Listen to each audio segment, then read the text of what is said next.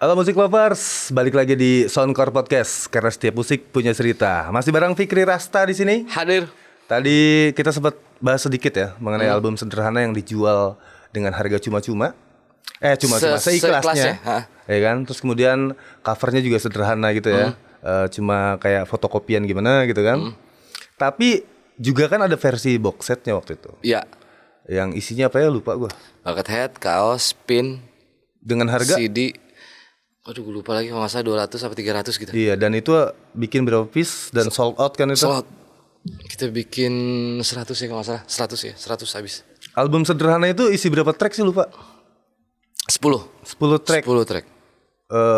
Yang pada akhirnya membawa lu ya kemana-mana ya. Iya. Banyak panggungan ya. Iya. Radio show. Iya.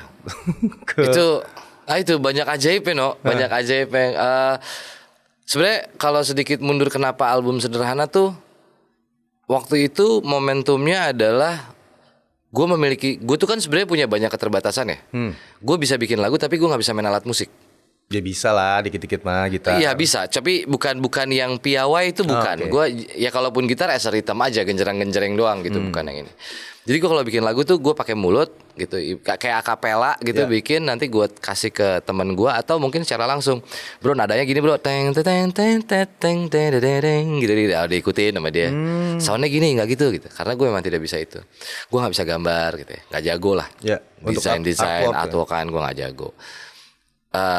Di momen yang bersamaan banyak sekitaran gue yang mengeluhkan tentang itu. Gue tuh pengen bikin album tapi sayang gue nggak bisa bikin ininya. Gue pengen bikin lagu tapi gue nggak bisa main alat musik apa segala macam. Dan di situ akhirnya keluarlah ide gue, kenapa nggak disederhanakan aja sih gitu sebenarnya. Kayak gue juga punya keterbatasan banyak loh. Tapi gue bisa melahirkan album ini bukan dengan kesederhanaan itu menjadi kelemahan buat gue gitu. Justru ini bisa jadi sebuah kelebihan. Nah akhirnya jadi semakin dalam, terkonsep lah. Sebuah bungkusan dan rangkuman dari keluh kesah orang itu menjadi album sederhana ini. Makanya kenapa harganya seikhlasnya. Itu ngedengar keluhan dari teman-teman yang gue teh males kalau bikin album fisik teh karena teman mah pada minta bukan pada beli gitu. Maksud gue ya memang keterlaluan sih ya. Karena memang 2019 fisik sudah tidak terlalu populer kan. Iya. Sudah banyak digital streaming service. Iya. Basicnya MP3. Iya, basicnya sebenarnya bukan lebih ke CD doang sih, tapi lebih kepada karya itu sama teman itu lebih tidak dihargain dibanding sama orang lain. Padahal kan harusnya lu lebih menghargain dong. Teman lu berkesenian, berkarya itu untuk hidup juga, bukan cuma sekedar buat hobi seru-seruan nih. Nggak jauh beda kayak lu kerja di tambang misalnya gitu kan. Sama gitu, ujung-ujungnya buat ngebulin dapur juga. Akhirnya ya udah gini deh, kepikiran gue gimmicknya, lu jangan keterlaluan deh jadi temen gitu. Temen tuh harusnya beli yang lebih mahal gitu, lebih menghargai temen lo, lebih support. Daripada gue tentuin nanti lu bilang abis kemahalan harganya, seikhlas deh. Dan tahu nggak lucunya apa? Harga gue itu ada yang beli sampai angka juta no. Satu album, satu CD, CD. Iya, dengan cover yang dengan cover ya. Covernya itu kan lu tahu kan ya, gue gambar gitu, terus gue fotokopi, gue lipat-lipat, gue bungkus CD gue. Serius.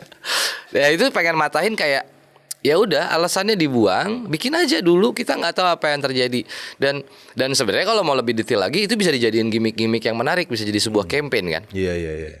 Jadi memang nama adalah doa atau manifesting terjadi di lo ya. Terjadi. Fikri and My Magic Friend. Iya. Dan akhirnya menghasilkan banyak keajaiban ya. Iya, Allah ngasih banyak keajaiban banget. Kertas fotokopi aja laku sejuta ya. Iya.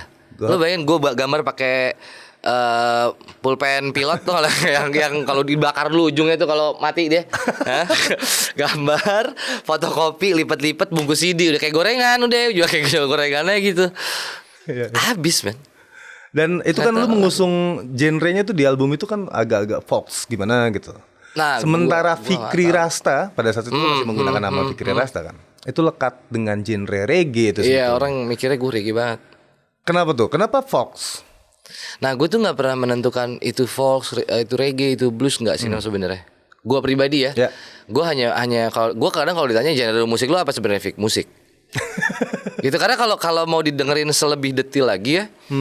Ada unsur jazz di situ, ada unsur reggae di situ, ada unsur pop di situ, ada unsur rock-rockan dikit gitu, tipis-tipis gitu, ada ska, ada macam-macam. Karena mungkin gue beranjak dewasa bersama musik-musik yang dikasih sama nyokap dan bokap ya. Itu di era-era Flower Generation. Bahkan kalau dari nyokap yang dangdut-dangdutannya kayak Mas Syabi gitu, gue dengerin. Terus bokap tuh lebih ke yang Etta James, Muddy Waters, Wolfie Wolf, yang gitu-gitu tuh.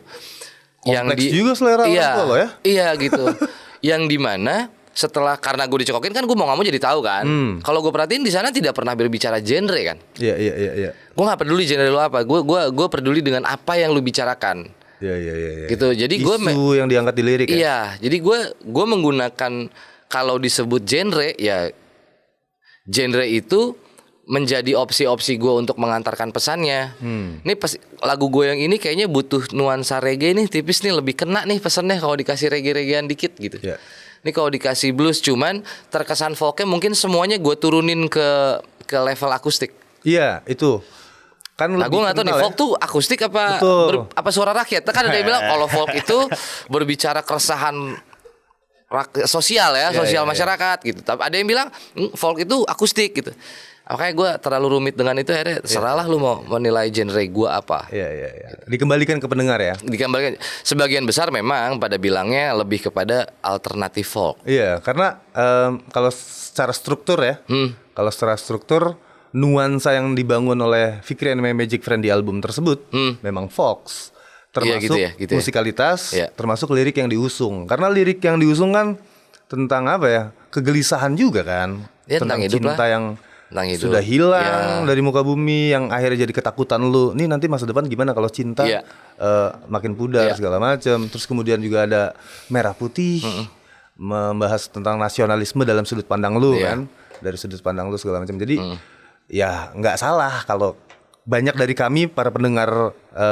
Ya gue juga tidak menyalahkan itu. Cuman kalau itu pertanyaan itu datang ke gue bingung jawabnya. Aduh. Karena guanya tidak merasa apa ya, gue tidak cukup pede untuk bilang gue folk. Iya kalau folk, kalau ternyata bukan kan ya. Si Tank jadi self-proclaim doang ya. Iya, thanksin bro. Tapi kalau influence sendiri datang dari mana? Banyak gue. Gue lebih ke sosok sih, lebih orang-orang yang tokoh. Bukan karya berarti. Bukan. Oh gitu. Gue lebih mengagumi orang-orang dari sisi pemikirannya. Semisal? Ya kayak Bob Marley, John Lennon, Mahatma Gandhi. Che Guevara gitu, Soekarno gitu. Jadi lebih ke ideologi atau lebih ke pemikirannya ya, pemikiran sudut ideologi lah, ideologinya dan itu mempengaruhi gua sehingga gue juga ingin bisa seperti mereka mengantarkan ideologi gua, kendaraan gue musik. Gitu. Kalau dari sisi musiknya, gue kagum hampir semua di era-eranya Etta James, di era-eranya Flower Generation tuh kayak James Brown ke bawah lah ya. Chuck Berry yang gitu-gitu. Maksudnya di mana bermusik tuh nggak main-main kayak milih jodoh gitu. Kayak di mana Etta James recording pertama kali nggak dapet, dihina produsernya. Terus dia main rasa one take gitu. Bagaimana mereka serius dalam membuat sebuah karya musik tuh. Kalau dari angle kekaguman gue terhadap musisi di era-era itu sih. Iya. Bagaimana seorang musisi itu menikahi musiknya ya, menikahi genrenya ya. Iya benar. Jadi tidak dipaksa industri, tidak apa. Emang idealisme aja. Iya, semua punya cerita masing-masing. Iya. Semua punya cerita masing-masing, semua punya pesan yang berbeda-beda satu sama lain dengan background masing-masing. Iya. Dan kemudian dilanjut dengan single yang akan membuka album kedua ya. Yes. Judulnya Nasihat Bapak. Betul. Dirilis beberapa hari sebelum bokap meninggal ya. Iya. Iya kan? Bener kan? Iya. Tapi nanti kita bahas itu. Iya. Kita jeda dulu. Musik Lovers tetap di Soundcore Podcast karena setiap musik punya cerita.